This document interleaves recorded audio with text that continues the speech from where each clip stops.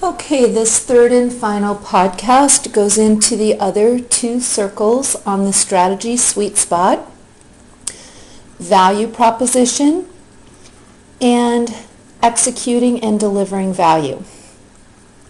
The definition of a value proposition is that it is a statement that captures the essence of what problem your company solves for customers and how you solve it.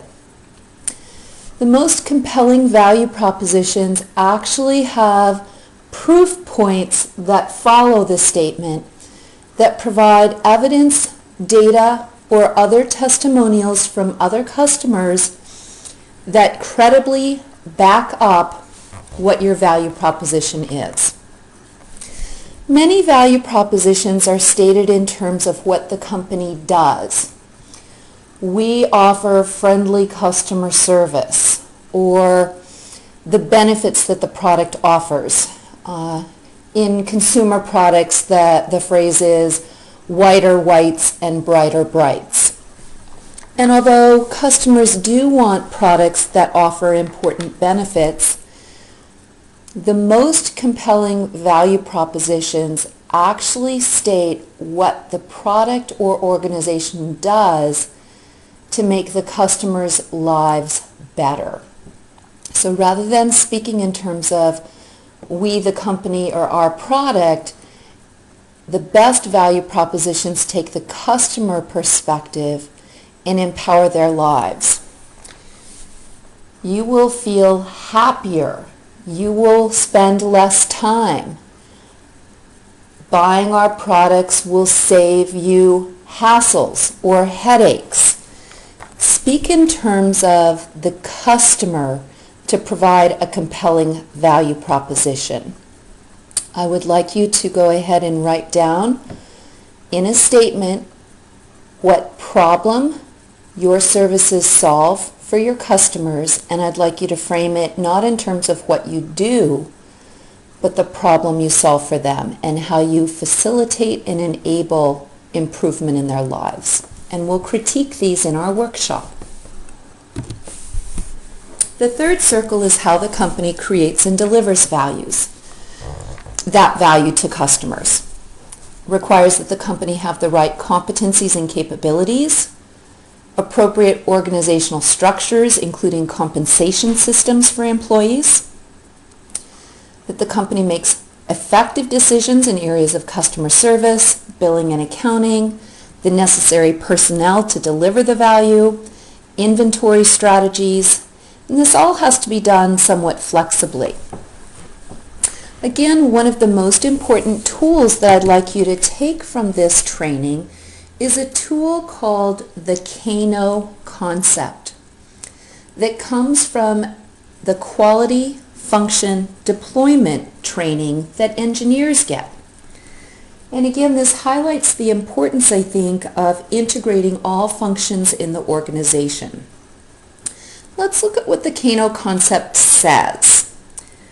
When we look carefully at this graph, essentially it shows that there are three types of attributes that a company can use to position its products in terms of value and how it delivers that value. Delight attributes are the curve at the top of the graph that indicate low levels of that attribute don't create dissatisfaction among customers, but high levels of that attribute delight customers and satisfaction goes through the roof. A second type of attribute is called a linear attribute. Essentially, increasing levels of this attribute provides a linear relationship to customer satisfaction. And when customers buy products, let's just use consumer electronics, smartphones for example, they know things like the cheaper the price, the more gigabytes of storage, the greater the number of apps that are available. Those are all expected to relate to customer satisfaction, and those are known or spoken attributes that customers use for evaluation. Delight attributes are typically latent or unknown and not articulated or asked for by customers. That's why they delight them. Expected attributes are the third type of attribute. Expected attributes have a relationship that show as that level of the attribute increases, it does not lead to higher levels of satisfaction, but when that attribute is missing, customers are very dissatisfied. These attributes are typically not spoken either. They're expected. Customers don't even think to ask for them because they assume the product will come with that. So in our society, for example, when customers buy high-definition TVs, many of them don't realize that the expensive HDMI cables often don't come with the TV, and that creates a high level of dissatisfaction with customers. So it's important from a customer perspective that, of course, we need to know what those linear attributes are. Those are often the attributes that would appear on our multi-attribute model. But understanding what the expected attributes are so that you don't mistakenly take things out of your product or service to save money, when in fact those were central to the customer's experience. And then knowing what these delight attributes are that will really help you stand out among your competition because customers didn't think to ask for it. Oftentimes these delight attributes are in the area of customer service, where simply delivering a wonderful customer experience that was unexpected can lead to delight. Now, after all these decisions are done, this is the point at which a company can finally think about its awareness generating strategy, typically thought about in terms of advertising.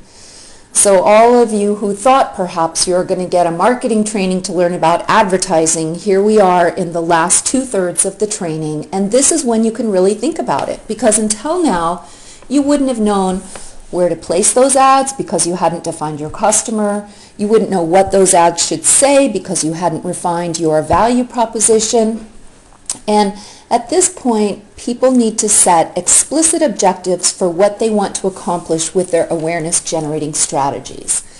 And the reason that I say we need explicit objectives, because awareness generating strategies cost real money. And unless the company knows how to evaluate the productivity of that investment in advertising, it's very difficult to sustain that spending over time. This requires some level of market research. So if a company says we need to create awareness, how do you know that the advertising is doing that unless you know what your current level of awareness in the target market is? Or if you're trying to change perceptions or your image, how do you know that advertising is working if you don't know what the current perceptions are? If you're trying to generate leads, certainly we can count those leads or inquiries coming in on a website. If you don't have measurable objectives, it is difficult to justify expenditures in advertising. In buying any sort of advertising, there are two particular terms that are very important. The first one is called wasted coverage. Whenever a company places ads in traditional media, whether that is radio, TV, outdoor, billboards, the idea is you want to place your message in front of the right set of people in your target market. And each of those media buys delivers an audience, and if members of that audience are not explicitly in your target market, you've paid to reach people who aren't the right customers. This is called wasted coverage. You can certainly buy cheap media in off-air times or kind of narrow niche markets, but if it's not reaching the right eyeballs, it is wasted expenditure as well as wasted coverage. CPM stands for cost per thousand, where M is the Roman numeral for thousand. CPM is used as a measure of cost efficiency to compare different media options on an apples-to-apples basis. If you're interested in figuring out what various CPMs would be, I'm happy to go over that in class or respond to an email inquiry. Just let me know. This is standard jargon in the advertising industry about how to evaluate advertising efficiency. Effectiveness is a whole nother issue entirely. And what I suggest for measuring effectiveness is that before spending money on advertising, that the decision makers do an actual break-even analysis. How many incremental sales will you need to generate in order to break even on the cost of the marketing that you're doing? And at least this gives you a ballpark of whether the expenditure seems to be a good investment. And I can't emphasize this enough. If your company is spending any marketing on brochures or online ads or trade shows, if when those customers actually buy and use the product or call a salesperson, if the product doesn't perform as promised, if the service isn't delivered well, and if the salespeople don't follow up immediately, then you've wasted that expenditure. Some of the best practices in awareness generation strategies today are what are called content marketing, also known as thought leadership. Content marketing essentially is companies who generate their own materials to provide needed expertise and information for customers in their market. So if I, for example, am in the business of emergency communication alert services, content marketing might include a quarterly newsletter about trends in regulation or lessons learned from issues that have come up recently. Thought leadership in the area of healthcare might include things on how to maintain a healthy lifestyle, whether it's diet, exercise, safety in the home. One thing you should think about is how to become a trusted advisor through providing useful information to your customers, because then when they need to get something in that industry, they think of you first.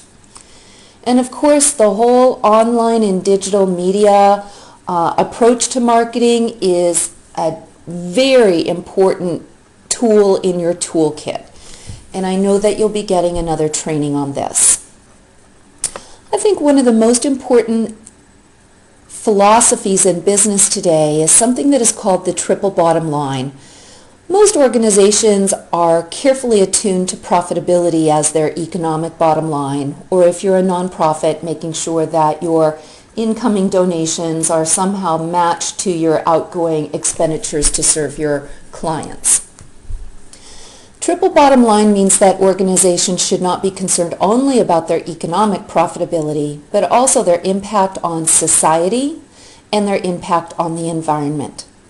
Companies who engage in corporate social responsibility typically partner with an important social issue, whether it's education, healthcare, breast cancer, the arts. Companies who position themselves in a market through engaging in social responsibility have stronger loyalty from customers and definitely improved employee morale. It's an important aspect. We had a woman from New York who does high-end travel. Her employees choose to work for her at a slightly lower pay rate than other New York agencies pay because she is carefully aligned with nonprofits in Africa to conserve and set aside habitat for the large keystone animal species such as elephants. Environmental impacts essentially mean looking at your impact on the environment, whether it's your greenhouse gas emissions, the toxins that might be used in your products that you market, whether it is the transportation that's used to get people around. And considering environmental impacts has two important drivers that relate to business profitability today. One is anything you can do to lower your energy utilization does lower your cost of business. And so investments in that are both good business and meet this triple bottom line consideration. In addition, risk management says that a lot of the natural resources and operating assumptions that we take for granted, for example water, are going to be changing significantly in the future with global warming and population growth. Thinking about these risks today in terms of how we set up our businesses, again, is just smart strategy. In summary, what I hope that you've learned from this particular training is that for marketing success to occur, you must have a good protocol for strategic marketing, which means segmentation, targeting, and positioning. And rather than diluting your efforts across multiple target markets and vague customers, you should have an explicit strategy. That should include the ability to articulate a compelling value proposition so all personnel in the organization know what you stand for and that your customers clearly understand how you will solve their problems.